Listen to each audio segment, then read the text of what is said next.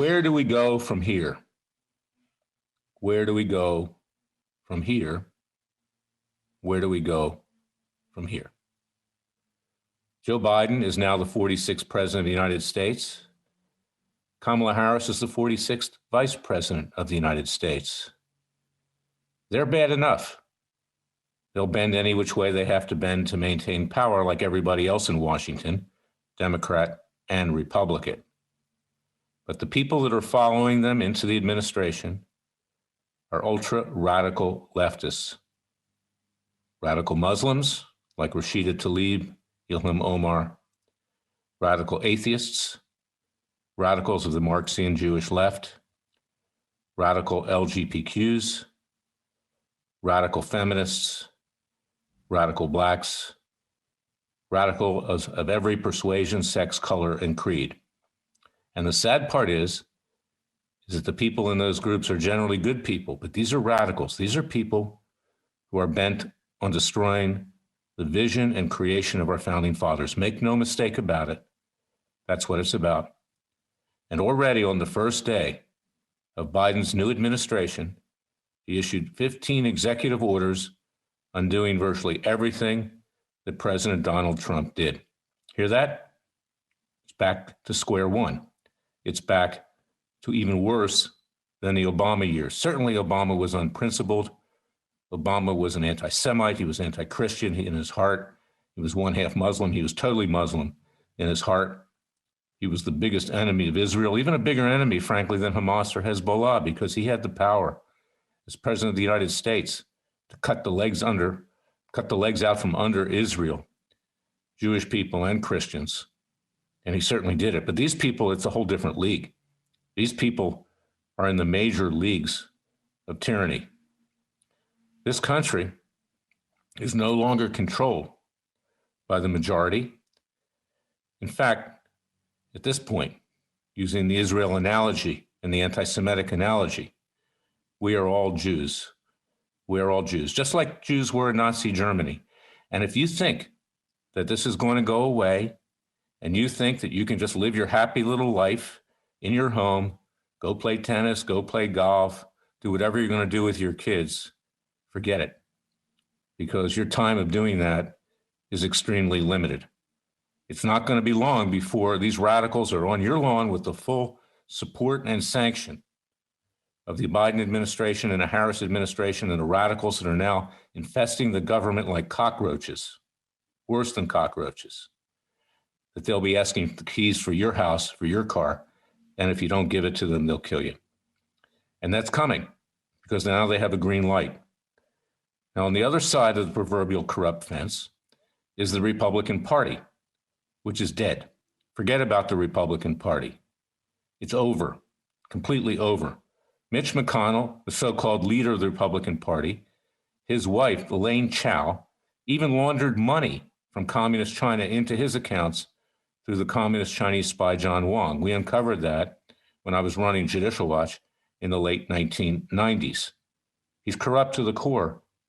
He can brag all he wants about the 300 judges, and the President Trump, former President Trump now, is also misinformed because these judges aren't worth an SHIT, excuse the French, but I have to use that word. They aren't worth that. I've been in front of them. Go get my book, It Takes a Revolution, Forget the Scandal Industry. You'll see. They wouldn't even stand up for the president that put them on the federal bench. And let's talk about the Supreme Court. Justices Gorsuch, Kavanaugh, and Coney Barrett threw the president under the bus, stabbed him in the back. And then to make that worse, the majority leader of the Senate, Mitch McConnell, literally stabbed the president in the back as if he was Brutus stabbing Caesar in the Roman Senate in the back. Now there's going to be an inquisition. You know what that's about? The real inquisition.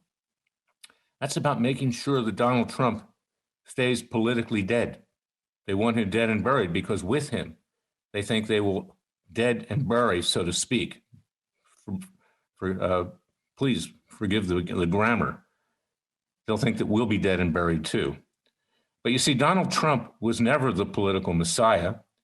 He simply was the manifestation of what the people see as a tyrannical government as a totally corrupt nation's capital. I looked at those images yesterday on television, and it's a shame. On the surface, it looks like a beautiful city, but in those buildings is a rot, a filth, something which, frankly, is toxic and deadly.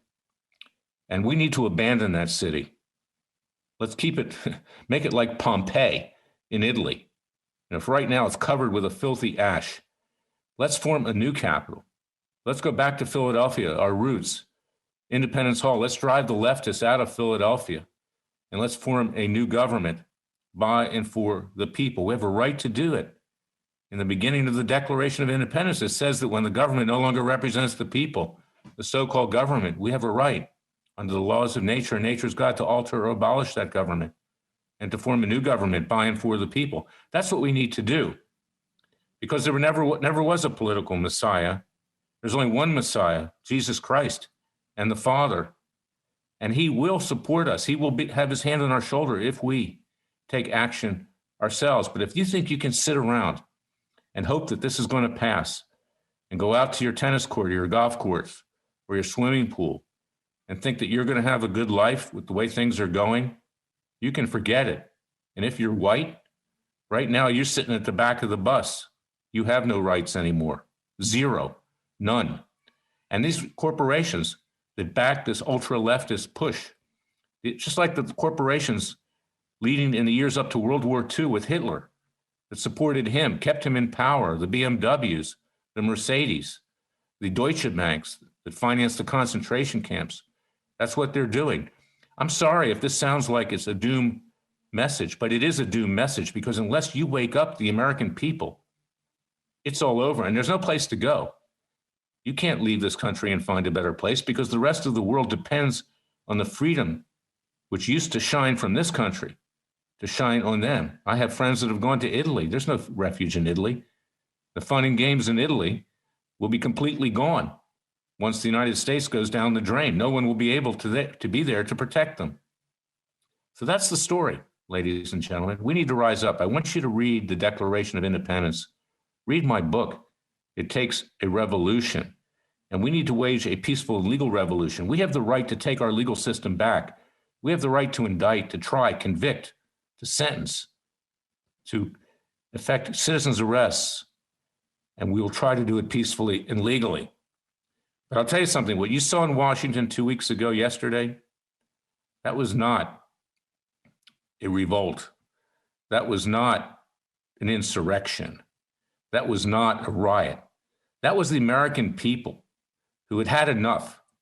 Frankly, sure, there were a few agitators, but the majority of them had had enough, and they couldn't take it anymore. And they saw the rank corruption, and they reacted. And where did they go? They walked into a Capitol which they owned. And the police, by and large, let them in because the police were on the side of the people.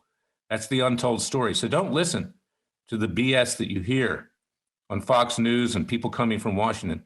They're afraid because they don't want their city subject to a violent revolution. And I can understand that. But you know what? They brought it on themselves. They brought it on themselves. And I don't want to see violence, and I don't want to see anybody hurt. But unless we wage a peaceful and legal revolution, take our legal system back and to form a new government, we'll do it peacefully and legally. If they want to come for us, they can come for us. But the fact is that it needs to be done. We don't have a government anymore by and for the people. So face the facts of life. This country as we know it is over. Now we need to build a new country, and it's not too late.